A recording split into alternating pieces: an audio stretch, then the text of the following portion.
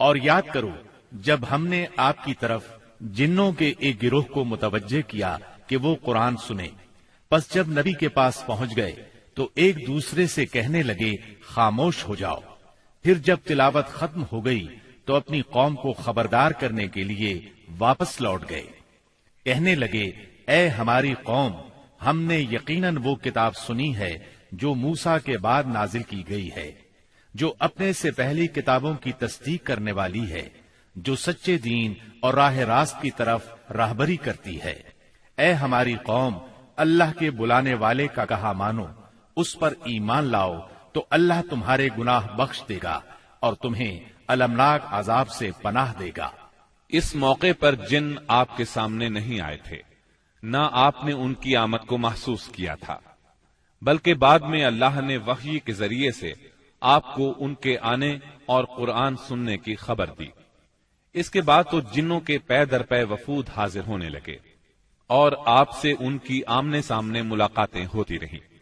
چند روز بعد رسول اللہ صلی اللہ علیہ وسلم نخلا سے نکل کر مکہ معظمہ روانہ ہوئے۔ آپ کو اللہ کی طرف سے کشادگی اور فراخی کی امید تھی، جبکہ قریش کی طرف سے شر اور گرفت کا ڈر بھی تھا، اس لیے آپ نے احتیاط فرمائی۔ مکہ معظمہ کے قریب پہنچ کر ہیرا میں ٹھہر گئے اور اخنس بن شریک کے پاس ایک آدمی بھیجا کہ وہ آپ کو پناہ دے، مگر اس نے معذرت کر لی کہ وہ حلیف ہے اور حلیف پناہ نہیں دے سکتا۔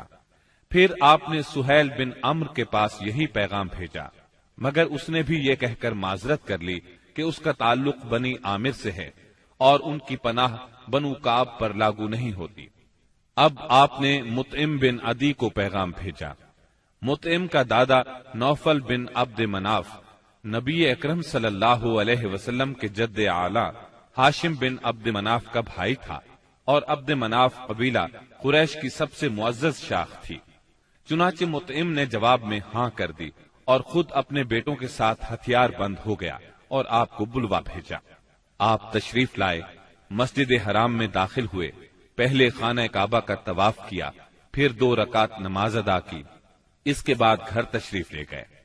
اس دوران میں مطعم بن عدی اور اس کی اولاد نے مسلح حالت میں آپ کو اپنے گھیرے میں لیے رکھا، اور مطعم نے قریش میں اعلان کیا کہ اس نے محمد صلی اللہ علیہ وسلم کو پناہ دے رکھی ہے۔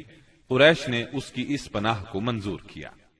رسول اللہ صلی اللہ علیہ وسلم کا معمول تھا کہ جب حج کا زمانہ آتا اور قبائل عرب مکہ معظمہ کے قرب و جوار میں اترتے تو آپ ایک ایک قبیلے کے پاس جاتے، اسلام کی تبلیغ فرماتے، میلوں میں جا کر بھی واز فرماتے، قبائل کا دورہ بھی کرتے۔ طائف سے واپس آ کر آپ نے تبلیغی سرگرمیوں کا دائرہ وسیع کر دیا۔ آپ مختلف قبائل کے محلوں میں جاتے یا مکہ سے باہر چلے جاتے، اور کہیں نہ جا پاتے تو راستوں میں کھڑے ہو جاتے، جو مسافر بھی مل جاتا اسے اللہ کا پیغام سناتے۔ آپ کی تبلیغی کوششوں سے جہاں عام آدمیوں نے اسلام قبول کیا، وہاں اثر و رسوخ رکھنے والے خواص نے بھی اس نعمت کو حاصل کیا۔ ان میں سے چند نام یہ ہیں۔ سوید بن صامت رضی اللہ عنہ، یہ انصار مدینہ کے قبیلہ خزرج سے تعلق رکھتے تھے، شاعری اور جنگ میں نمایاں تھے، امثال لقمان کے حافظ تھے، یعنی سابقہ آسمانی صحیفے کے حافظ تھے۔ یہ جب مدینہ منورہ واپس پہنچے تو جنگ بؤاس چھڑ گئی اور اسی میں قتل کر دیے گئے۔ یہ مدینے کے پہلے نوجوان تھے جو آپ کی دعوت سے متاثر ہوئے۔ ایاس بن معاذ رضی اللہ عنہ، مدینہ منورہ کے مشہور قبائل اوس اور خزرج کے خونریز مارکوں میں قبیلہ اوس کو شکست ہوئی، اور اوس کے معزز لوگ قریش مکہ کے پاس گئے کہ خزرج کے مقابلے میں انہیں اپنا حلیف بنا لیں۔ ایاس بن معاذ اس وفد کے رکن تھے۔ آپ صلی اللہ علیہ وسلم سے ملاقات کا شرف حاصل ہوا تو اسلام قبول کیے بغیر نہ رہ سکے۔ جب یہ واپس مدینے پہنچے تو ان کا انتقال ہو گیا۔ ضماد ازدی رضی اللہ عنہ، یہ یمن کے باشندے اور قبیلہ ازد شنوا کے ایک فرد تھے۔ اہل عرب میں جھاڑ پھونک اور تعویذ گنڈے کے لیے مشہور تھے۔ انہیں کسی نے آپ کے بارے میں بتایا کہ آپ پر جنات کا اثر ہے، تو یہ آپ کا علاج کرنے کی غرض سے مکہ آئے اور پہلی ہی ملاقات میں آپ کے ہاتھوں پر بیعت کر کے اسلام قبول کیا، پھر واپس یمن چلے گئے۔ طفیل بن عمرو دوسی رضی اللہ عنہ، یہ یمن کے قبیلے دوس کے سردار تھے۔ وہاں ان کی ایک طرح سے حکومت تھی، خود شاعر تھے، بہت ذہین تھے۔ مکہ میں ان کی آمد پر اہل مکہ نے شہر سے باہر نکل کر ان کا استقبال کیا۔ آپ سے ملاقات کا شرف حاصل ہوا۔ آپ نے اسلام کی تعلیمات سنائی، قرآن کریم کی بعض آیات کی تلاوت فرمائی۔ اللہ کے کلام کے اثر سے وہ بھی ایمان لے آئے۔ ابو ذر غفاری رضی اللہ عنہ یہ یثرب کے اطراف میں رہنے والے تھے۔ رسول اللہ صلی اللہ علیہ وسلم سے ملنے کی خواہش میں پیدل چل کر مکہ معظمہ پہنچے۔ سیدنا علی رضی اللہ عنہ کے ساتھ آپ کی خدمت میں پہنچے۔ آپ نے انہیں اسلام کی تلقین کی۔ ابو ذر اسی وقت مسلمان ہو گئے۔ آپ نے ان سے فرمایا، ابو ذر ابھی اس بات کو پوشیدہ رکھو اور اپنے علاقے میں واپس چلے جاؤ۔ جب تمہیں ہمارے ظہور کی خبر مل جائے تو موقع دیکھ کر آ جانا۔ سیدنا ابو ذر غفاری رضی اللہ عنہ نے عرض کیا، پہلے تو اس خیال سے اپنے مکہ آنے کا مقصد چھپایا تھا کہ کہیں دشمنوں کے ہاتھ نہ لگ جاؤں اور سیدھا آپ کی خدمت میں نہ پہنچ سکوں۔ اب کیا ڈر ہے، میں تو اب کفار کے درمیان اسلام کا اعلان کر کے ہی وطن جاؤں گا۔ چنانچہ ابو ذر غفاری رضی اللہ عنہ کعبے میں آئے۔ وہاں قریش موجود تھے۔ ان کے اجتماع میں بلند آواز سے کلمہ شہادت پڑھا۔ بس پھر کیا تھا، کفار پکار اٹھے، مارو اس بے دین کو۔ کفار چاروں طرف سے ان پر ٹوٹ پڑے، انہیں نیچے گرا لیا اور خوب مارا۔ سیدنا عباس رضی اللہ عنہ نے دیکھ لیا، پکار اٹھے، یہ تو قبیلہ غفار کا آدمی ہے، جہاں تم تجارت کے لیے جاتے ہو اور کھجوریں لاتے ہو، اگر یہ مر گیا تو تم تجارت کے لیے اس طرف نہیں جا سکو گے۔ یہ سن کر انہوں نے ابو ذر کو چھوڑ دیا۔ دوسرے دن وہ پھر خانہ کعبہ پہنچے اور بلند آواز سے کلمہ پڑھا۔ قریش نے پھر مارا۔ آخر چند روز بعد ابو ذر واپس اپنے گھر چلے گئے۔ یہ پہلے صحابی ہیں جنہوں نے اسلام کا کلمہ بلند آواز میں پڑھ کر خانہ کعبہ میں کفار سے مار کھائی اور اسلام کے لیے ہر سختی کو خوشی سے برداشت کیا۔ نبوت کے 11ویں سال موسم حج میں یعنی جولائی 620 عیسوی میں اسلام کو چند کارآمد بیج مل گئے۔ وہ دیکھتے ہی دیکھتے سرسبز و شاداب درخت بن گئے۔ ان کی لطیف اور گھنی چھاؤں میں بیٹھ کر مسلمانوں نے برسوں کے ظلم و ستم کی تپش سے نجات پائی، انہیں راحت نصیب ہوئی۔ ان حضرات کے نام یہ ہیں: اسعد بن زرارہ، اوف بن حارث بن رفاعہ، یہ اوف بن افرا کے نام سے مشہور تھے۔ رافع بن مالک بن عجلان، قطبہ بن عامر بن حدیدہ، عقبہ بن عامر بن نادی اور جابر بن عبداللہ بن ریاح۔ یہ لوگ 11 نبوت میں حج کے لیے آنے والوں کے ہمراہ آئے تھے۔ چنانچہ یہ لوگ مینا کی گھاٹی میں رات کے وقت باتیں کر رہے تھے کہ رسول اللہ صلی اللہ علیہ وسلم کا گزر اس طرف سے ہوا۔ آپ نے آواز سنی تو ان کا رخ کیا، ان کے نزدیک پہنچ کر فرمایا، آپ کون لوگ ہیں؟ وہ بولے، ہم قبیلہ خزرج کا ایک گروہ ہیں۔ آپ نے فرمایا، یعنی یہود کے حلیف؟ وہ بولے، ہاں، آپ ٹھیک سمجھے۔ اس پر آپ نے فرمایا، تو پھر کیوں نہ آپ حضرات سے بیٹھ کر کچھ بات چیت کی جائے؟ انہوں نے کہا، ضرور، کیوں نہیں، تشریف رکھیے۔ چنانچہ آپ صلی اللہ علیہ وسلم وہاں ان کے پاس بیٹھ گئے۔ آپ نے ان پر اسلام کی حقیقت واضح کی، قرآن کی تلاوت کی اور اللہ عز و جل کی طرف دعوت دی۔ اس پر انہوں نے ایک دوسرے سے حیران ہو کر کہا، دیکھو، یہ تو وہی نبی معلوم ہوتے ہیں جن کے حوالے سے یہود تمہیں دھمکیاں دیا کرتے ہیں، کہیں وہ اسلام لانے میں پہل نہ کر جائیں۔ چنانچہ ان حضرات نے فوراً ہی اسلام قبول کر لیا۔ پھر انہوں نے کہا، ہم اپنی قوم کو ایسی حالت میں چھوڑ کر آئے ہیں کہ کسی اور قوم میں ان جیسی دشمنی نہیں ہے، بس اگر اللہ تعالیٰ انہیں آپ پر اکٹھا کر دے تو ان کے لیے آپ سے معزز کوئی نہیں ہوگا۔ پھر انہوں نے وعدہ کیا، ہم دین کی دعوت دیں گے، آئندہ سال حج کے موقع پر پھر آپ سے ملاقات کریں گے۔ اور پھر جب یہ لوگ واپس مدینہ منورہ گئے تو اپنے ساتھ اسلام کا پیغام بھی لے گئے۔ چنانچہ وہاں گھر گھر اسلام کا چرچا ہونے لگا۔ اسی سال یعنی شوال 11 نبوت میں رسول اللہ صلی اللہ علیہ وسلم نے سیدہ عائشہ رضی اللہ عنہا سے نکاح فرمایا۔ उस वक्त उनकी उम्र 6 बरस थी। फिर हिजरत के पहले साल शव्वाल ही में मदीने में उनकी रुखसती हुई। उस वक्त उनकी उम्र 9 बरस थी। नबूवत के 12वें साल अल्लाह ताला ने रसूलुल्लाह सल्लल्लाहु अलैहि वसल्लम को मेराज कराई। पाक है वो जात जिसने अपने बंदे को रातों रात मस्जिद हराम से मस्जिद अक्सा तक की सैर कराई, जिसके गिर्द हमने बरकत दे रखी है ताकि उसे हम अपनी निशानियां दिखाएं। बेशक वो खूब सुनने वाला, खूब देखने वाला है। इस राह से मुराद है रातों रात नबी करीम सल्लल्लाहु अलैहि वसल्लम का मक्के से बैतुल मुकद्दस तशरीफ ले जाना, और मेराज से मुराद है आलम बाला में तशरीफ ले जाना। ये वाकया जिस्म और रूह समेत पेश आया।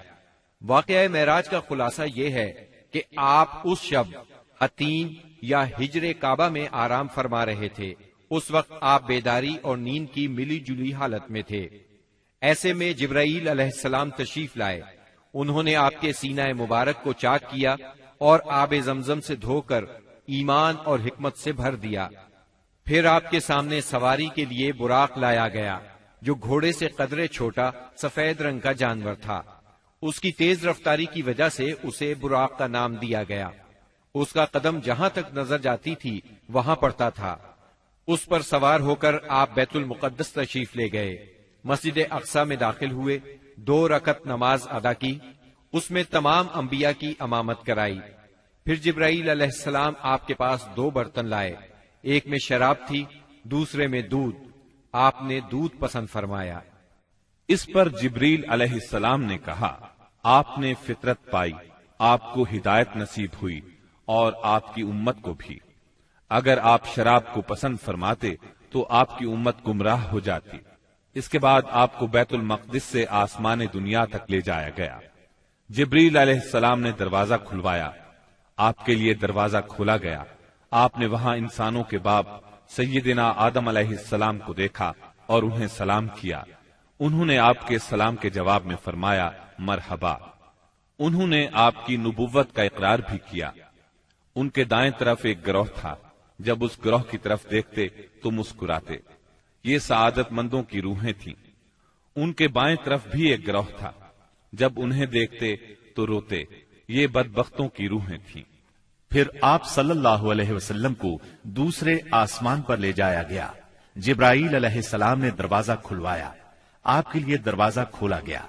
आपने उसमें 2 खालाजाद भाइयों यानी सैयदना ईसा इब्ने मरियम अलैहिस्सलाम और सैयदना यहया अलैहिस्सलाम को देखा और उन्हें सलाम किया।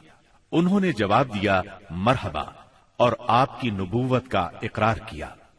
फिर तीसरे आसमान पर ले जाया गया। वहां आपने सैयदना यूसुफ अलैहिस्सलाम को देखा। उन्हें आधा हुस्न दिया गया था। आपने उन्हें भी सलाम किया। उन्होंने जवाब में कहा, मरहबा। फिर आपकी नबूवत का इकरार किया। फिर आपको चौथे आसमान पर ले जाया गया। वहां सैयदना इदरीस अलैहिस्सलाम को देखा और आपने सलाम किया। उन्होंने सलाम का जवाब दिया, मरहबा, और आपकी नबूवत का इकरार किया। फिर 5वें आसमान पर ले जाया गया। वहां सैयदना हारून अलैहिस्सलाम को देखा और उन्हें सलाम किया। उन्होंने सलाम का जवाब दिया, मरहबा, और आपकी नबूवत का इकरार किया। फिर आपको 6ठे आसमान पर ले जाया गया। वहां सैयदना मूसा बिन इमरान अलैहिस्सलाम से मुलाकात हुई। आपने उन्हें सलाम किया। उन्होंने जवाब में कहा, मरहबा, और आपकी नबूवत का इकरार किया। इसके बाद आपको 7वें आसमान पर ले जाया गया। वहां आपकी मुलाकात इब्राहीम अलैहिस्सलाम से हुई। आपने उन्हें सलाम किया। जवाब में उन्होंने कहा, मरहबा, और आपकी नबूवत का इकरार किया। वो अपनी पुश्त बैत मामूर से लगाए हुए थे, जिसमें रोजाना 70,000 फरिश्ते दाखिल होते हैं और वहां उनके पलटने की बारी नहीं आती। फिर आपको सिदरतुल मुंतहा तक ले जाया गया। उसके पत्ते हाथी के कान जैसे और फल बड़े कूंडों या ठेलों जैसे थे। फिर उस पर सोने के पतंगे छा गए और अल्लाह के हुक्म से जो कुछ छाना था छा गया। इससे वो सिदरा यानी बेरी का दरख्त तब्दील होकर इतना खूबसूरत हो गया कि अल्लाह की कोई मखलूक उसका हुस्न बयान करने की ताब नहीं रखती। پھر آپ کو جبار جل جلالہ کے حضور لے جایا گیا اور آپ باری تعالیٰ کے اتنے قریب ہو گئے کہ 2 کمانوں کے برابر یا اس سے بھی کم فاصلہ رہ گیا۔ اس وقت اللہ نے آپ پر اور آپ کی امت پر دن رات میں 5 نمازیں فرض فرمائیں۔ اس میں شک نہیں کہ نماز اعلان نبوت کے ساتھ ہی فرض ہو گئی تھی، مگر اس وقت صرف فجر اور عصر کی 2 نمازیں فرض ہوئی تھیں۔ چنانچہ آپ بھی 2 نمازیں ادا فرماتے رہے اور مسلمان ہونے والوں کو بھی 2 نمازوں ہی کی تعلیم دیتے رہے، یہاں تک کہ اس موقع پر 5 نمازیں فرض ہوئیں۔ عقیدہ توحید کے بعد نماز ہی اسلام کا وہ پہلا عظیم رکن ہے جو مسلمانوں پر سب سے پہلے فرض ہوتا ہے اور سب سے آخر تک فرض رہتا ہے۔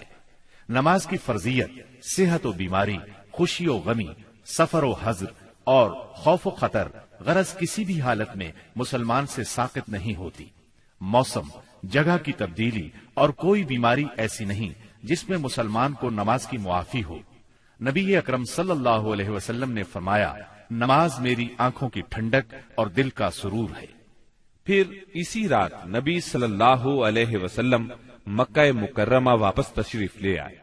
صبح ہوئی اور آپ نے اپنی قوم کو ان بڑی بڑی نشانیوں کی خبر دی جو اللہ جل شانہ نے آپ کو دکھلائی تھی، تو قوم کے جھٹلانے اور تکالیف پہنچانے میں اور زیادہ شدت آ گئی۔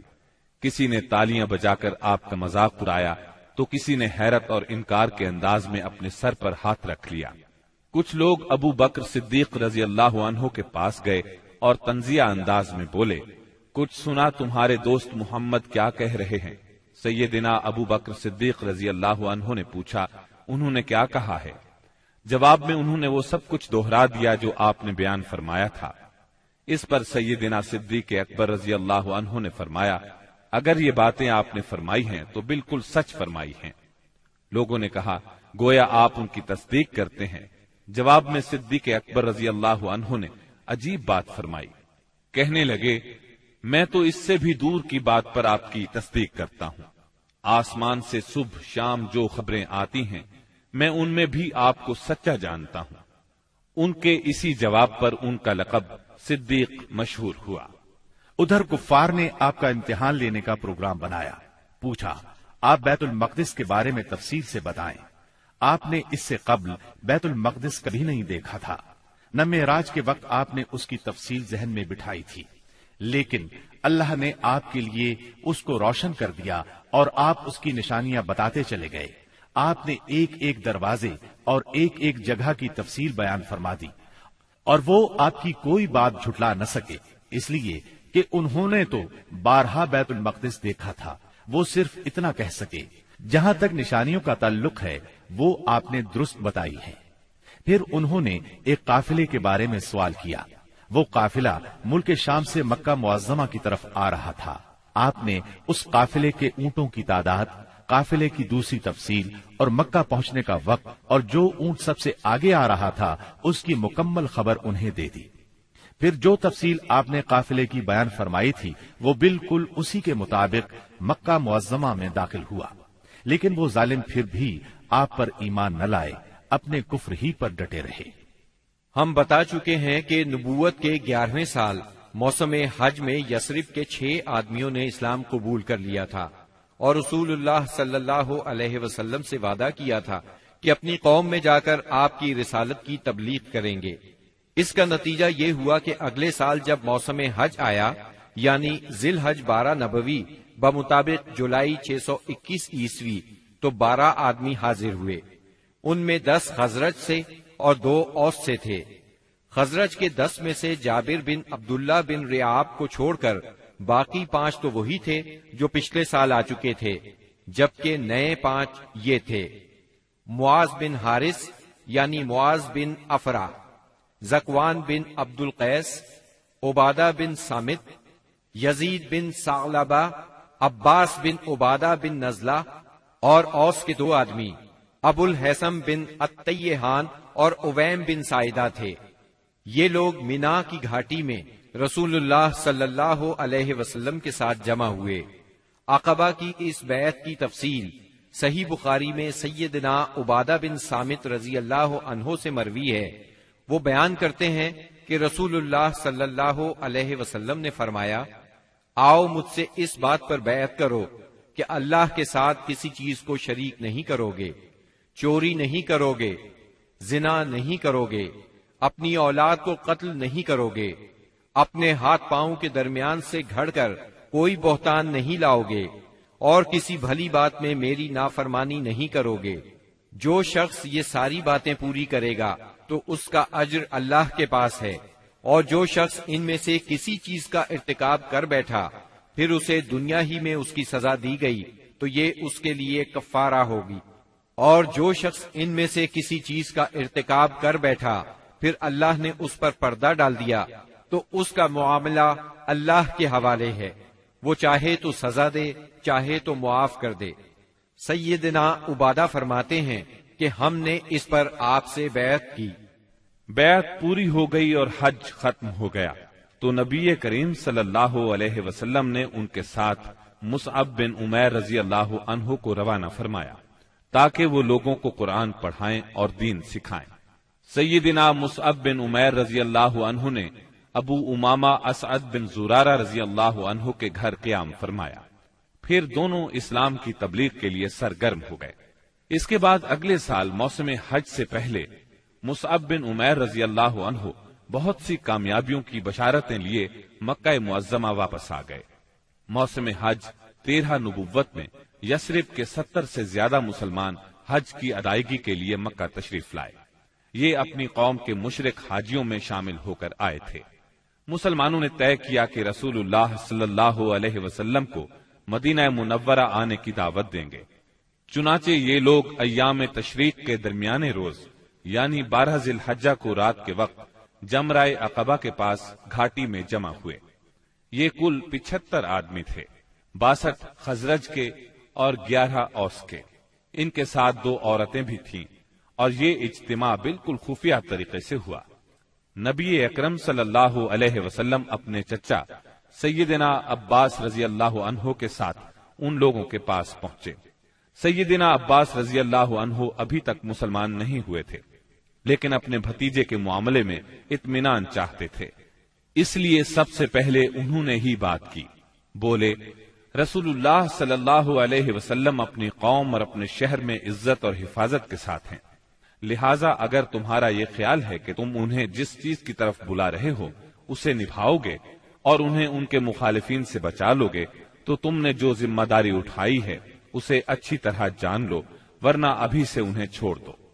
ان کے جواب میں اہل یثرب کے ترجمان سیدنا برا بن معرور رضی اللہ عنہ نے کہا، ہم رسول اللہ صلی اللہ علیہ وسلم سے سچے دل سے وفاداری کا ارادہ رکھتے ہیں، اپنی جانیں ان پر نچھاور کر دیں گے، لہٰذا اے اللہ کے رسول آپ بات کیجئے اور اپنے رب کے لیے اور اپنے لیے جو عہد و پیمان پسند ہو لے لیجئے۔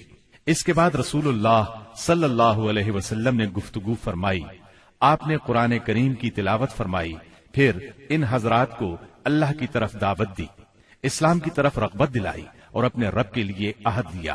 فرمایا، تنہا اسی کی عبادت کرو اور اس کے ساتھ کسی کو شریک نہ کرو۔ اس پر اہل یثرب نے کہا، ہم کس چیز پر آپ سے بیعت کریں؟ نبی کریم صلی اللہ علیہ وسلم نے فرمایا، چستی اور سستی ہر حالت میں بات سنو گے اور مانو گے، تنگی اور خوشحالی ہر حال میں مال خرچ کرو گے، بھلائی کا حکم دو گے اور برائی سے روکو گے، اللہ کے راستے میں اٹھ کھڑے ہوگے اور اس سلسلے میں کسی ملامت کرنے والے کی ملامت کی پرواہ نہیں کرو گے، اور جب میں تمہارے پاس آ جاؤں تو میری مدد کرو گے، اور جس چیز سے اپنی جان اور اپنے بال بچوں کی حفاظت کرتے ہو اسی سے میری حفاظت کرو گے، اور تمہارے لیے جنت ہے۔ سیدنا عبادہ رضی اللہ عنہ فرماتے ہیں کہ ہم نے آپ سے اس بات پر بھی بیعت کی کہ حکومت کے بارے میں اہل حکومت سے جھگڑا نہیں کریں گے۔ اس پر سیدنا برا بن معرور رضی اللہ عنہ نے آپ کا ہاتھ پکڑا اور عرض کیا، ہاں اس ذات کی قسم جس نے آپ کو حق کے ساتھ بھیجا ہے، ہم یقیناً اس چیز سے آپ کی حفاظت کریں گے جس سے اپنے بال بچوں کی حفاظت کرتے ہیں، لہذا آپ ہم سے بیعت لیجئے۔ اتنے میں سیدنا ابو الحسن بن تیہان رضی اللہ عنہ نے بات کاٹتے ہوئے کہا، اے اللہ کے رسول، ہمارے اور کچھ لوگوں کے درمیان عہد و پیمان کی رسیاں ہیں، اور اب ہم ان رسیوں کو کاٹنے والے ہیں، تو کہیں ایسا نہ ہو کہ ہم تو یہ رسیاں کاٹ ڈالیں، ادھر اللہ آپ کو غلبہ عطا کر دے تو آپ ہمیں چھوڑ کر اپنی قوم میں آ جائیں۔ یہ سن کر آپ مسکرائے، پھر فرمایا، نہیں، بلکہ آپ لوگوں کا خون میرا خون اور آپ لوگوں کی بربادی میری بربادی ہے۔ میں آپ لوگوں سے ہوں اور آپ لوگ مجھ سے ہیں۔ جس سے آپ جنگ کریں گے میں بھی اس سے جنگ کروں گا، جس سے آپ صلح کریں گے میں بھی اس سے صلح کروں گا۔ ابھی آپ نے یہ الفاظ فرمائے ہی تھے کہ ٹھیک اسی وقت سیدنا عباس بن عبادہ بن نزلہ رضی اللہ عنہ آگے بڑھے اور بولے، آپ لوگ جانتے ہیں کہ ان سے کس بات پر بیعت کر رہے ہیں؟ ان سے سرخ و سیاہ یعنی سارے انسانوں سے جنگ پر بیعت کر رہے ہیں۔ میرا مطلب ہے اس بیعت کے بعد ہم سب لوگوں سے جنگ مول لے لیں گے۔ اس لیے اگر آپ کو اندازہ ہے کہ جب آپ کے اموال کا صفایا کر دیا جائے گا اور آپ کے معزز لوگ قتل کر دیے جائیں گے تو آپ ان کا ساتھ چھوڑ دیں گے۔ اگر ایسا کرنا ہے تو پھر ابھی ساتھ چھوڑ دیں، کیونکہ اس طرح دنیا اور آخرت کی رسوائی ملے گی۔ اور اگر آپ لوگوں کا خیال یہ ہے کہ مال کی تباہی اور معزز لوگوں کے قتل کے باوجود عہد نبھائیں گے تو پھر انہیں لے لیجئے، کیونکہ یہ اللہ کی قسم دنیا و آخرت کی بھلائی ہے۔ تب ان لوگوں نے کہا، ہم انہیں اپنے مالوں کی تباہی اور معزز لوگوں کے قتل کے خطرے کے باوجود ساتھ لیتے ہیں۔ اللہ کے رسول بتلائیے اس کے بدلے میں ہمارے لیے کیا ہے؟ آپ نے فرمایا، جنت۔ اب لوگوں نے کہا، اپنا ہاتھ پھیلائیں۔ آپ نے ہاتھ پھیلا دیا، سب لوگ بیعت کے لیے لپکے، مگر عین اس لمحے آپ کا ہاتھ اسد بن زرارہ رضی اللہ عنہ نے پکڑ لیا اور کہا، اہل یثرب ذرا ٹھہرو، ہم آپ کی خدمت میں لمبا سفر کر کے اس یقین کے ساتھ حاضر ہوئے ہیں کہ آپ اللہ کے رسول ہیں۔ آج آپ کو یہاں سے لے جانے کا مطلب ہے سارا عرب ہمارا دشمن ہو جائے گا، ہمیں اپنے سرداروں کا قتل اور تلواروں کے وار برداشت کرنا ہوں گے۔ اب اگر آپ سب لوگ یہ بات برداشت کرنے کے لیے تیار ہیں تو انہیں لے لیں، اس صورت میں آپ کا اجر اللہ کے ہاں ہے، اور اگر آپ لوگوں کو اپنے بارے میں کوئی اندیشہ ہے تو انہیں ابھی چھوڑ دیں، یہ عذر اللہ کے نزدیک زیادہ قابل قبول ہوگا۔ یہ سن کر لوگوں نے کہا، اسد اپنا ہاتھ ہٹائیے، اللہ کی قسم نہ ہم اس بیعت کو چھوڑ سکتے ہیں نہ توڑ سکتے ہیں۔ اس کے بعد ایک ایک آدمی نے اٹھ کر بیعت کی۔ راجح ترین قول کے مطابق سب سے پہلے بیعت کرنے والے خود اسد بن زرارہ رضی اللہ عنہ تھے۔ ایک قول یہ بھی ہے کہ سب سے پہلے بیعت ابو الحسن بن طیحان نے کی۔ ایک تیسرا قول یہ ہے کہ سیدنا براء بن معرور نے سب سے پہلے بیعت کی۔ دونوں عورتوں کی بیعت صرف زبان سے ہوئی، ان سے آپ نے مصافحہ نہیں فرمایا، بلکہ فرمایا بس ان کی بیعت ہو گئی، میں عورتوں سے مصافحہ نہیں کرتا۔ بیعت مکمل ہو چکی تو رسول اللہ صلی اللہ علیہ وسلم نے فرمایا، اپنے میں سے 12 نقیب پیش کریں جو اپنی قوم کے نگران ہوں گے، ان کے معاملات کے ذمہ دار ہوں گے۔ اس پر 9 آدمی خزرج سے اور 3 آدمی اوس سے منتخب کیے گئے۔ جب ان کا انتخاب ہو چکا تو رسول اللہ صلی اللہ علیہ وسلم نے فرمایا، آپ لوگ اپنی قوم کے تمام معاملات کے ذمہ دار ہیں، جس طرح عیسیٰ علیہ السلام کے حواری ان کی طرف سے کفیل ہوئے تھے، اور میں اپنی قوم یعنی مسلمانوں کا کفیل ہوں۔ ان سب نے ایک زبان ہو کر کہا، جی ہاں۔ تو یہ تھی دوسری بیعت عقبہ۔ یہ نبی صلی اللہ علیہ وسلم کی زندگی میں اب تک کی سب سے بڑی بیعت تھی۔ اس بیعت کی وجہ سے حالات کا رخ تبدیل ہوا، تاریخ نے ایک اہم موڑ لیا۔ عقبہ کی پہلی اور دوسری بیعت کے بعد یثرب میں مسلمانوں کو امن اور پناہ کی جگہ مل گئی، اس لیے نبی کریم صلی اللہ علیہ وسلم نے مکے کے مسلمانوں کو اجازت دے دی کہ وہ اپنا وطن چھوڑ کر شہر مدینہ ہجرت کر جائیں۔ مکہ میں اب گنتی کے چند مسلمان رہ گئے تھے۔ نبی کریم صلی اللہ علیہ وسلم سیدنا ابو بکر صدیق رضی اللہ عنہ اور سیدنا علی رضی اللہ عنہ کو خاص اہمیت دیتے تھے، اسی لیے قریش کو اندازہ تھا کہ کہ اب یہ تینوں بھی مدینے چلے جائیں گے۔ انہیں مسلمانوں کی مدینہ منورہ کی طرف ہجرت اور وہاں ان کے اجتماع سے اپنے دین، اپنی تجارت اور اپنے وجود کے لیے بھی خطرہ محسوس ہوا۔ چنانچہ وہ 26 صفر 14 نبوت بمطابق 16 ستمبر 22 عیسوی جمعرات کے دن پہلے پہر غور و خوض کے لیے دار الندوہ میں جمع ہوئے۔ اس اجتماع میں قریش کے قریباً سبھی سردار موجود تھے۔ ابلیس بھی نجد کے ایک شیخ جلیل کی صورت میں اجازت لے کر ان میں شریک ہوا۔ ان سب لوگوں کو اصل مسئلہ پیش کیا گیا۔ سب نے اپنے اپنے انداز میں اور اپنی اپنی عقل کے مطابق تجویز پیش کی، لیکن ہر تجویز میں کوئی نہ کوئی خامی محسوس ہوئی، اس لیے تمام تجاویز رد کر دی گئیں۔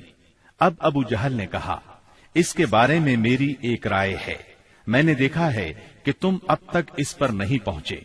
وہ رائے یہ ہے کہ ہم ہر قبیلے سے ایک مضبوط صاحب نسب اور باںکا جوان منتخب کریں، ان میں سے ہر ایک کو ایک ایک تلوار دیں، اس کے بعد سب کے سب اس شخص کا رخ کریں اور اسے ایک ہی وار میں اس طرح قتل کریں کہ سب کی تلواریں اس پر پڑیں۔ اس طرح اس کا خون سارے قبائل میں بکھر جائے گا اور عبد مناف سارے قبیلوں سے جنگ نہیں کر سکیں گے، اس لیے دیت یعنی خون بہا لینے پر راضی ہو جائیں گے اور وہ ہم انہیں دے دیں گے۔ شیخ نجدی یعنی ابلیس نے فوراً کہا، یہ ہوئی بات جو اس جوان نے کہی، رائے ہو تو ایسی، باقی سب بیکار۔ باقی لوگوں نے بھی اس رائے کو منظور کیا اور پھر اس کی تیاری میں لگ گئے۔ ابو جہل کے اس شیطانی منصوبے پر عمل کرنے کے لیے ایک رات سب قبیلوں کے بہادر ہاتھوں میں تلواریں لیے رسول اللہ صلی اللہ علیہ وسلم کے گھر کے چاروں طرف چھپ کر کھڑے ہو گئے۔ یہ قریش کا مکر تھا، لیکن انہوں نے یہ مکر اللہ سبحانہ و تعالی کے مقابلے میں کیا تھا، اس لیے اللہ نے اس طرح کا وار کیا کہ وہ سمجھ بھی نہ سکے۔ چنانچہ جبریل علیہ السلام نازل ہوئے اور نبی صلی اللہ علیہ وسلم کو قریش کی سازش کی خبر دی، ہجرت کی اجازت دی، دن اور نکلنے کا وقت مقرر کیا اور قریش کے مکر کو رد کرنے کا پروگرام بنایا۔ چنانچہ فرمایا، جس بستر میں آپ سویا کرتے ہیں آج کی رات اس بستر پر نہ سوئیں۔ چنانچہ اس رات آپ نے سیدنا علی رضی اللہ عنہ کو اپنے بستر پر سلا دیا۔ کفار نے آپ کے بستر پر سیدنا علی رضی اللہ عنہ کو چادر تانے سوئے ہوئے دیکھا تو گمان کیا کہ آپ سو رہے ہیں، چنانچہ فخر اور غرور سے مٹکنے لگے اور آپ کی گھات میں بیٹھ گئے تاکہ جب آپ اٹھ کر باہر نکلیں تو سب آپ پر ٹوٹ پڑیں۔ ادھر رسول اللہ صلی اللہ علیہ وسلم عین اس حالت میں کہ یہ لوگ آپ کے گھر کو گھیرے میں لیے ہوئے تھے باہر تشریف لائے۔ آپ اس وقت سورہ یاسین کی آیت 9 تلاوت فرما رہے تھے۔ وَجَعَلْنَا مِن بَيْنِ أَيْدِيهِمْ سَدًّا وَمِنْ خَلْفِهِمْ سَدًّا فَأَغْشَيْنَاهُمْ فَهُمْ لَا يُبْصِرُونَ۔ ہم نے ان کے آگے رکاوٹ کھڑی کر دی اور ان کے پیچھے رکاوٹ کھڑی کر دی، پس ہم نے انہیں ڈھانک لیا اور وہ دیکھ نہیں رہے ہیں۔ چنانچہ اللہ تعالیٰ نے ان کی نگاہیں پکڑ لیں اور وہ آپ کا قطعاً احساس نہ کر سکے۔ اس کے بعد آپ اپنے گھر سے اسی وقت ابو بکر صدیق رضی اللہ عنہ کے گھر تشریف لے گئے اور انہیں اللہ کے حکم کی خبر دی۔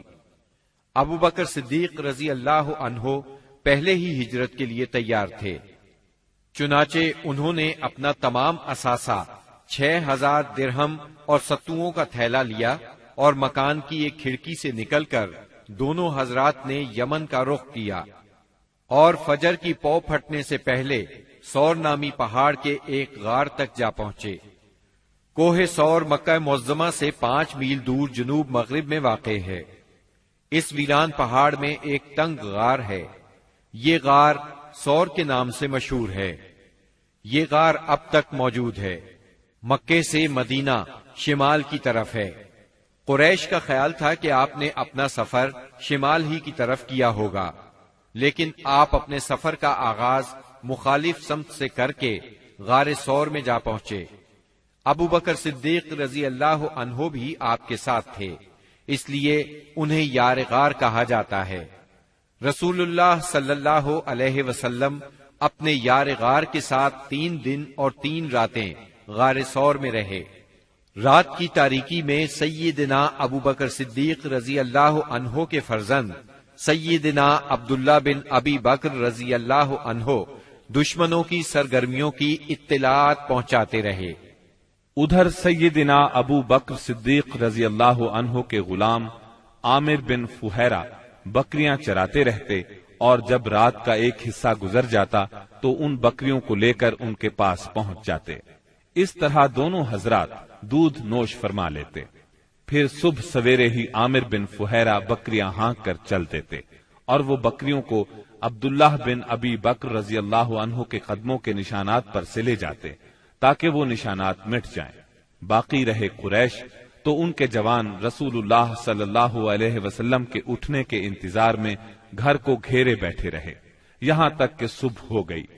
صبح ہونے پر جب سیدنا علی رضی اللہ عنہ آپ کے بستر سے اٹھے تو قریش کے ہوش اڑ گئے۔ انہوں نے سیدنا علی رضی اللہ عنہ سے آپ کے بارے میں پوچھا تو انہوں نے جواب دیا، مجھے علم نہیں۔ اس پر انہوں نے سیدنا علی رضی اللہ عنہ کو مارا اور گھسیٹ کر خانہ کعبہ تک لے گئے۔ کچھ دیر قید رکھا، پھر جب محسوس کیا کہ انہیں قید میں رکھنے کا کوئی فائدہ نہیں تو چھوڑ دیا۔ اس کے بعد یہ لوگ سیدنا صدیق اکبر رضی اللہ عنہ کے گھر آئے۔ ان کی صاحبزادی سیدہ اسماء رضی اللہ عنہا سے ان کے بارے میں پوچھا۔ انہوں نے فرمایا، مجھے معلوم نہیں۔ اس پر خبیث ابو جہل نے ان کے رخسار پر اس زور کا تماچا مارا کہ کان کی بالی گر گئی۔ پھر انہوں نے ہر طرف آپ کی تلاش شروع کر دی اور یہ اعلان بھی کیا، جو کوئی ان دونوں کو زندہ یا مردہ حاضر کرے اسے ہر ایک کے بدلے 100 اونٹ انعام میں دیے جائیں گے۔ اس طرح بہت سے لوگ انعام کے لالچ میں نکل کھڑے ہوئے۔ کچھ تلاش کرنے والے غار ثور تک بھی جا پہنچے۔ وہ غار کے اس قدر نزدیک پہنچ گئے کہ اگر جھک کر نیچے دیکھ لیتے تو انہیں دیکھ لیتے۔ یہ صورتحال دیکھ کر سیدنا ابو بکر صدیق رضی اللہ عنہ فکر مند ہوئے۔ آپ صلی اللہ علیہ وسلم نے انہیں غمزدہ دیکھ کر فرمایا، ابو بکر، ایسے 2 آدمیوں کے بارے میں کیا خیال ہے جن کا تیسرا اللہ ہو؟ غم نہ کرو، یقیناً اللہ ہمارے ساتھ ہے۔ اس واقعے کا ذکر سورہ توبہ کی آیت 40 میں آیا ہے۔ اگر تم اس کی مدد نہ کرو گے تو اس کی اللہ نے مدد کی ہے، جس وقت انہیں کافروں نے نکالا تھا کہ وہ 2 میں سے دوسرا تھا، جبکہ وہ دونوں غار میں تھے۔ جب وہ اپنے ساتھی سے کہہ رہے تھے کہ تو غم نہ کر، اللہ ہمارے ساتھ ہے، پھر اللہ نے اپنی طرف سے تسکین نازل فرما کر ان لشکروں سے اس کی مدد کی جنہیں تم نے دیکھا ہی نہیں۔ اس نے کافروں کی بات کو پست کر دیا، اور بات تو اللہ ہی کی بلند ہے، اور اللہ زبردست حکمت والا ہے۔ پیر کی رات ربیع الاول 1 ہجری کو نبی کریم صلی اللہ علیہ وسلم غار ثور سے باہر تشریف لائے۔ آپ نے ایک شخص عبداللہ بن عریقت کو اجرت پر رہنمائی کے لیے مقرر کر لیا تھا۔ یہ شخص اگرچہ قریش کے دین پر تھا لیکن اس پر آپ کو اعتماد تھا۔ وہ وعدے کے مطابق 2 سواریاں لیے جبل ثور کے دامن میں آ گیا، اور رسول اللہ صلی اللہ علیہ وسلم اور سیدنا ابو بکر صدیق رضی اللہ عنہ نے کوچ کیا۔ ان کے ساتھ عامر بن فہیرہ بھی تھے۔ عبداللہ بن عریقت آپ کو لیے پہلے جنوب کی جانب یمن کے رخ پر دور تک چلا، پھر مغرب کی طرف مڑا اور ساحل سمندر کا رخ کیا۔ ساحل کے قریب پہنچ کر وہ شمال کی طرف مڑ گیا اور ایک ایسے راستے پر چلا کہ اس پر کوئی مشکل ہی سفر کرتا تھا۔ دوسرے دن یہ مختصر سا قافلہ ایک خیمے کے پاس پہنچا۔ یہ خیمہ قدید کے اطراف میں مشلل کے علاقے میں تھا۔ مشلل مکہ معظمہ سے 130 کلومیٹر کے فاصلے پر ہے۔ اس خیمے میں ایک عورت موجود تھی۔ آپ نے اس عورت سے فرمایا، تمہارے پاس کھانے کے لیے کچھ ہے؟ اس نے معذرت کی اور بتایا، میری بکریاں چرنے کے لیے گئی ہیں۔ خیمے میں آپ کو ایک بکری نظر آئی، وہ بہت کمزور تھی۔ ریوڑ کے ساتھ نہیں جا سکتی تھی، اس لیے خیمے میں موجود تھی۔ اس کے تھنوں میں نام کو بھی دودھ نہیں تھا۔ رسول اللہ نے فرمایا، اگر آپ اجازت دیں تو ہم اس بکری کا دودھ دوہ لیں۔ یہ سن کر اس نے کہا، اس بکری میں دودھ کہاں؟ آپ نے فرمایا، آپ اجازت تو دیں۔ اس نے اجازت دے دی۔ آپ نے اسے دوہا تو دودھ سے ایک برتن بھر گیا۔ برتن اتنا بڑا تھا کہ ایک پوری جماعت مل کر اس کو اٹھا سکتی تھی۔ ام معبد کی حیرت کی انتہا نہ رہی۔ آپ نے پہلے اسے دودھ پلایا، جب وہ سیر ہو گئی تو اپنے ساتھیوں کو پلایا۔ جب وہ بھی سیر ہو گئے تو آپ نے دودھ نوش فرمایا۔ پھر اس برتن کو تھنوں کے نیچے رکھ کر دودھ دوہا۔ وہ برتن دوبارہ بھر گیا۔ برتن ام معبد کے پاس چھوڑ کر آپ آگے روانہ ہوئے۔ بکریاں چرا کر جب اس عورت کا خاوند گھر آیا تو دودھ سے بھرا برتن دیکھ کر حیران ہوا۔ دریافت کرنے پر ام معبد نے ساری بات کہہ سنائی۔ نبی صلی اللہ علیہ وسلم کا حلیہ سر سے لے کر پاؤں تک اور بات چیت کا انداز تک اسے بتایا۔ یہ سن کر ابو معبد بول اٹھا، یہ تو واللہ صاحب قریش ہیں، میرا ارادہ ہے کہ آپ کا ساتھ اختیار کروں، اور کوئی راستہ ملا تو ایسا ضرور کروں گا۔ کہا جاتا ہے کہ دونوں میاں بیوی کچھ عرصے بعد مدینہ منورہ پہنچے اور اسلام کی دولت سے مالا مال ہوئے۔ آپ قدید سے آگے بڑھے۔ ادھر سراقہ بن مالک بن جوشم مدلجی نے قریش کے انعام کا اعلان سن کر لالچ میں آ کر اپنے گھوڑے پر آپ کا پیچھا کیا اور قدید تک پہنچ گیا۔ آپ کے نزدیک پہنچا تو اس کا گھوڑا پھسل گیا۔ سراقہ نیچے آ گرا۔ وہ اٹھا اور فال کے تیر نکالے۔ دیکھنا چاہتا تھا کہ اسے کوئی نقصان تو نہیں پہنچنے والا۔ تیر وہ نکلا جو ناپسندیدہ تھا، لیکن اس نے بری فال کی پرواہ نہ کی۔ پھر سوار ہو کر آگے بڑھا۔ وہ اس حد تک قریب پہنچ گیا کہ آپ کی قرات کی آواز سنائی دینے لگی۔ آپ نے اس طرف کوئی توجہ نہ کی، جبکہ سیدنا ابو بکر صدیق رضی اللہ عنہ بار بار مڑ کر دیکھ رہے تھے۔ ایسے میں اچانک اس کے گھوڑے کے اگلے دونوں پاؤں زمین میں دھس گئے، یہاں تک کہ گھٹنوں تک جا پہنچے اور وہ ایک بار پھر نیچے گرا۔ سراقہ نے گھوڑے کو ڈانٹا، اسے بڑی مشکل سے کھڑا کیا، اس کے پاؤں زمین سے نکالے۔ جب وہ سیدھا کھڑا ہوا تو اس کے پاؤں کے نشانات سے دھوئیں جیسا غبار آسمان کی طرف اڑ رہا تھا۔ سراقہ نے پھر فال کے تیر نکالے، پھر وہی ناپسندیدہ تیر نکلا۔ اس سے اس پر زبردست خوف اور روب طاری ہو گیا اور اسے یقین ہو گیا کہ رسول اللہ صلی اللہ علیہ وسلم کا معاملہ غالب آ کر رہے گا۔ چنانچہ وہ پکار اٹھا، مجھے امان دی جائے۔ آپ صلی اللہ علیہ وسلم اور آپ کے ساتھی ٹھہر گئے۔ یہ آپ کے نزدیک چلا آیا اور بتلایا کہ قریش نے کیا طے کیا ہے اور وہ خود کس ارادے سے آیا تھا۔ پھر اس نے سامان سفر اور مال کی پیشکش کی۔ آپ نے کچھ لینے سے انکار فرمایا، البتہ اس سے فرمایا، تم ہمارے بارے میں کسی کو نہ بتانا۔ سراقہ نے پروانہ امن کا مطالبہ کیا۔ آپ نے عامر بن فہیرہ کو حکم دیا اور انہوں نے چمڑے پر لکھ دیا۔ پھر سراقہ وہاں سے واپس پلٹا اور جو کوئی آپ کی تلاش میں ملا اس سے کہتا گیا، میں اس طرف کی کھوج لے چکا ہوں، یہاں تمہارا جو کام تھا میں کر چکا ہوں۔ اس طرح تلاش کرنے والے اس راستے پر آگے نہ بڑھ سکے، واپس لوٹتے چلے گئے۔ راستے میں رسول اللہ صلی اللہ علیہ وسلم کو بریدہ بن حسیب اسلمی ملے۔ یہ اپنی قوم کے سردار تھے۔ قریش نے جس زبردست انعام کا اعلان کر رکھا تھا، اسی کے لالچ میں نبی صلی اللہ علیہ وسلم اور سیدنا ابو بکر صدیق رضی اللہ عنہ کی تلاش میں نکلے تھے۔ لیکن جب رسول اللہ صلی اللہ علیہ وسلم سے سامنا ہوا اور بات چیت ہوئی تو نقد دل دے بیٹھے اور اپنی قوم کے 70 آدمیوں سمیت وہیں مسلمان ہو گئے۔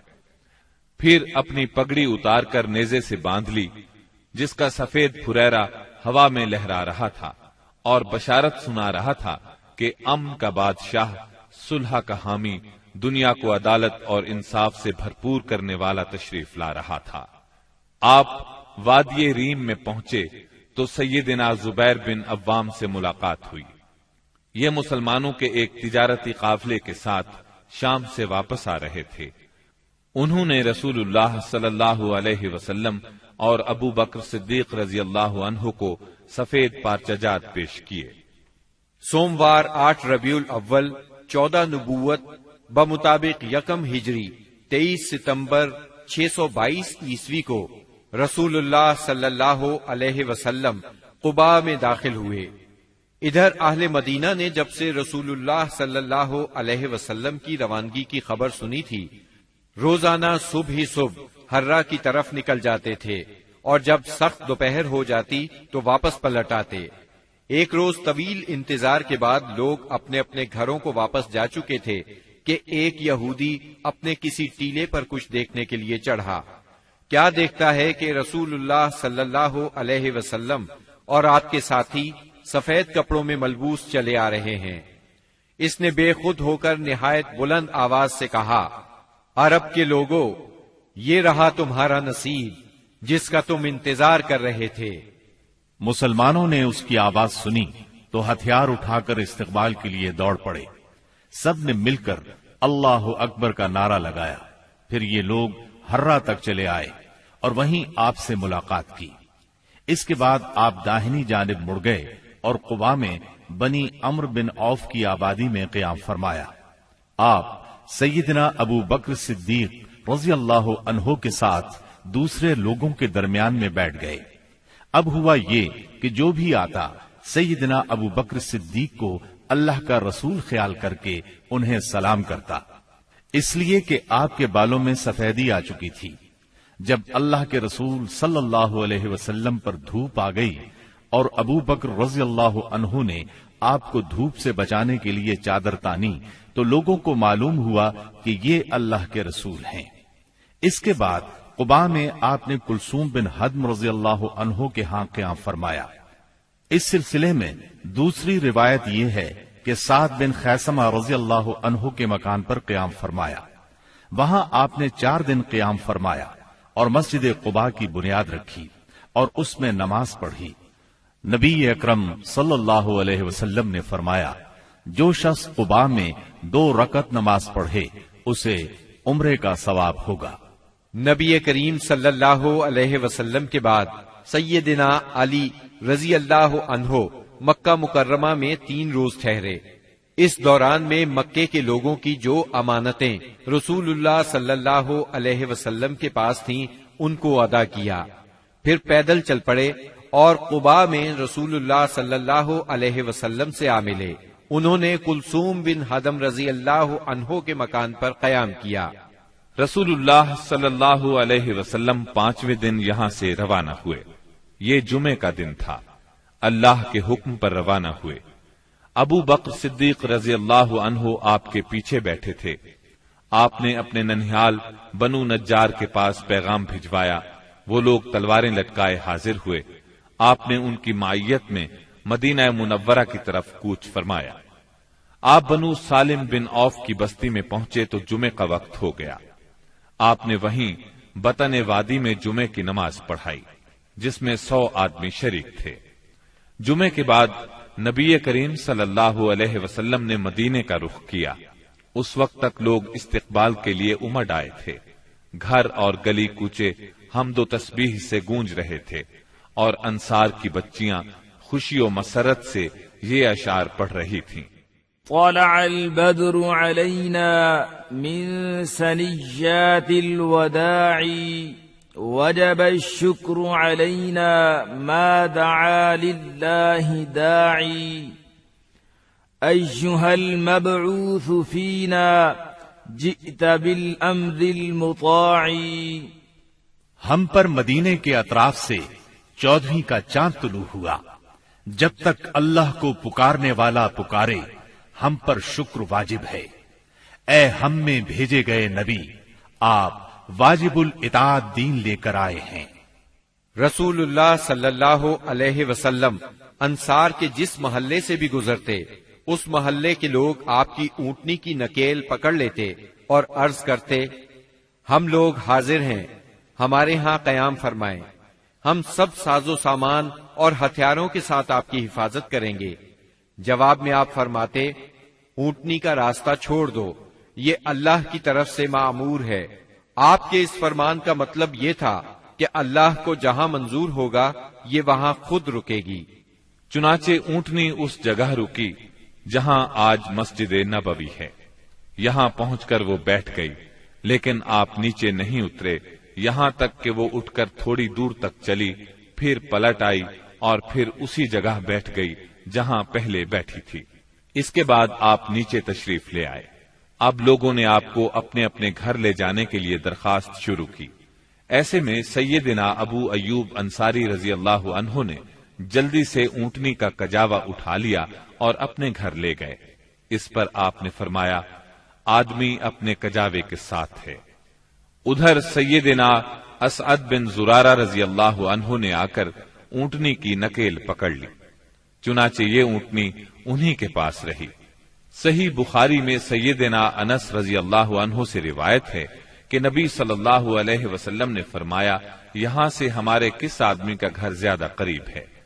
سیدنا ابو ایوب انصاری رضی اللہ عنہ فوراً بول اٹھے، اے اللہ کے رسول، میرا یہ دیکھیے، یہ رہا میرا مکان اور یہ رہا میرا دروازہ۔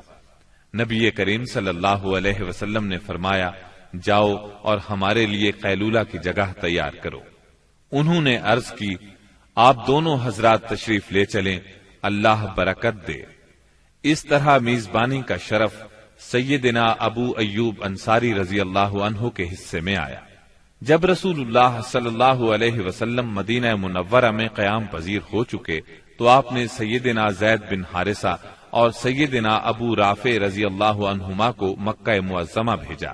وہ نبی کریم صلی اللہ علیہ وسلم کی دونوں صاحبزادیوں سیدہ ام کلثوم اور سیدہ فاطمہ، ام المومنین سیدہ سودا، ام ایمن اور سیدنا اسامہ بن زید رضی اللہ عنہ کو ساتھ لے آئے۔ ان کے ہمراہ سیدنا ابو بکر صدیق رضی اللہ عنہ کے فرزند عبد الرحمن بن ابی بکر بھی اپنے گھرانے کے افراد سیدہ ام رومان، سیدہ عائشہ اور سیدہ اسماء رضی اللہ عنہن کو لے کر مدینہ منورہ آ گئے۔ اب نبی اکرم صلی اللہ علیہ وسلم کی مدنی زندگی شروع ہوئی۔ اس دور کو 3 حصوں میں تقسیم کیا جا سکتا ہے۔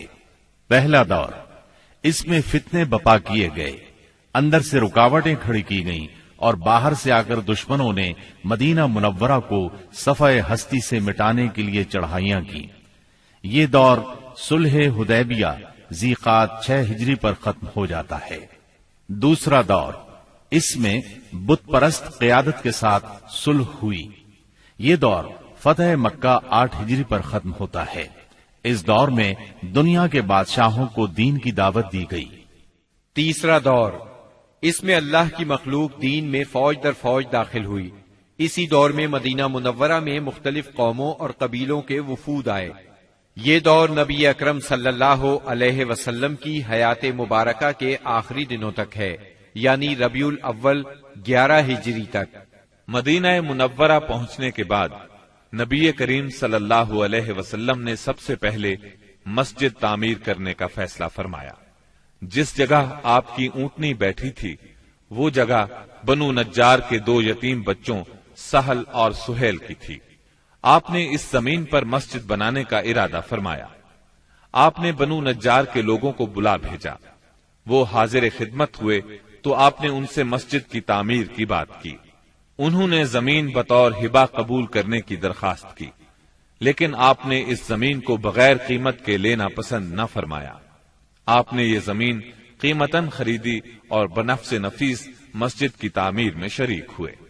اس زمین میں مشرکین کی چند قبریں اور غرقد کے چند درخت بھی تھے۔ رسول اللہ صلی اللہ علیہ وسلم نے مشرکین کی یہ قبریں اکھڑوا دیں اور کھجوروں اور درختوں کو کاٹ کر قبلے کی جانب لگا دیا۔ پھر مسجد کی تعمیر شروع ہوئی۔ آج اس مسجد کو دنیا اسلام مسجد نبوی کہتی ہے۔ نبی اکرم صلی اللہ علیہ وسلم نے مسجد کے بازو میں چند مکانات بھی تعمیر کیے جن کی دیواریں کچی اینٹوں کی تھیں۔ ان پر کھجور کے تنے رکھے گئے، پھر ان پر کھجور کی شاخیں اور پتے بچھائے گئے۔ یہ ازواج مطہرات کے حجرے تھے۔ ان حجروں کی تعمیر مکمل ہو جانے کے بعد آپ صلی اللہ علیہ وسلم سیدنا ابو ایوب انصاری رضی اللہ عنہ کے مکان سے یہاں منتقل ہوئے۔ مسجد نبوی صرف اسلامی تعلیم کی ادائیگی کے لیے نہیں تھی، بلکہ یہ ایک یونیورسٹی تھی جس میں مسلمان اسلامی تعلیم حاصل کرتے تھے۔ اس مسجد کا صحن ایک ایسی جگہ تھی جس میں مدتوں جاہلانہ نفرت، عداوت، کشاکش اور باہمی لڑائیوں سے دوچار رہنے والے قبائل کے افراد اب میل ملاپ اور پیار و محبت سے بیٹھتے، دین کی تعلیم حاصل کرتے اور یہ تعلیم اپنی عورتوں تک پہنچاتے تھے۔ یہ ایک مرکز تھا۔ اسی مرکز سے اس ننھی سی اسلامی ریاست کا نظام چلایا جاتا تھا اور مختلف قسم کی مہمات یہاں سے بھیجی جاتی تھیں۔ اس کے علاوہ اس کی حیثیت ایک پارلیمنٹ کی بھی تھی جس میں مجلس شورا اور مجلس انتظامیہ کے اجلاس منعقد ہوتے تھے۔ ان تمام امور کے ساتھ ساتھ مسجد نبوی فقراء اور مساکین کی ایک کافی بڑی تعداد کا ٹھکانہ بھی تھی۔ یہ وہ لوگ تھے جن کا کوئی مکان نہیں تھا، جن کے پاس کوئی مال تھا، نہ بیوی بچے تھے۔ انہی اصحاب کو اصحاب صفہ کہا جاتا ہے۔ اب مسلمان پانچوں نمازیں باجماعت ادا کرنے کے لیے حاضر ہو رہے تھے اور اس کے لیے وہ وقت کا اندازہ لگاتے تھے، مگر دقت یہ تھی کہ کوئی بہت پہلے آ جاتا تھا تو کوئی دیر سے پہنچتا۔ چنانچہ نبی کریم صلی اللہ علیہ وسلم اور مسلمانوں نے مشورہ کیا کہ کوئی ایسی علامت اختیار کی جائے جس سے سب کو وقت کا پتہ چل جائے۔ سیدنا عمر رضی اللہ عنہ نے کہا، کیوں نہ کسی آدمی کو بھیج دیا جائے جو الصلاۃ جامعۃ یعنی نماز جمع کرنے والی ہے پکار دیا کرے۔ رسول اللہ صلی اللہ علیہ وسلم نے یہی رائے قبول کی اور اسی پر عمل کیا۔ پھر عبداللہ بن زید بن عبد ربہ انصاری رضی اللہ عنہ نے خواب میں اذان سنی اور آ کر رسول اللہ صلی اللہ علیہ وسلم کو خبر دی۔ آپ نے فرمایا، یہ سچا خواب ہے۔ پھر آپ نے حکم فرمایا کہ وہ سیدنا بلال رضی اللہ عنہ کو یہ کلمات القاء کرتے جائیں اور بلال پکارتے جائیں، کیونکہ ان کی آواز زیادہ بلند اور سریلی ہے۔ چنانچہ سیدنا بلال رضی اللہ عنہ نے اذان کہی۔ ان کی آواز سن کر سیدنا عمر رضی اللہ عنہ اپنی چادر گھسیٹتے ہوئے آئے اور بولے، اے اللہ کے رسول، اللہ کی قسم میں نے بھی خواب میں یہی الفاظ سنے ہیں۔ اس سے اس خواب کی مزید تائید ہو گئی اور اسی روز سے یہ اذان اسلام کا شعار بن گئی۔ مسجد کی تعمیر سے فارغ ہو کر رسول اللہ صلی اللہ علیہ وسلم کو ان مہاجرین کی فکر لاحق ہوئی جو مکہ معظمہ سے بے سر و سامان نکلے تھے، صرف ایمان اور اسلام کی دولت ساتھ لائے تھے۔ چنانچہ آپ نے مہاجرین اور انصار کے درمیان رشتہ اخوت یعنی بھائی چارہ قائم کرنے کی طرف توجہ فرمائی۔ آپ نے انصار کو سیدنا انس بن مالک رضی اللہ عنہ کے گھر جمع فرمایا۔ مہاجرین کی تعداد 45 تھی۔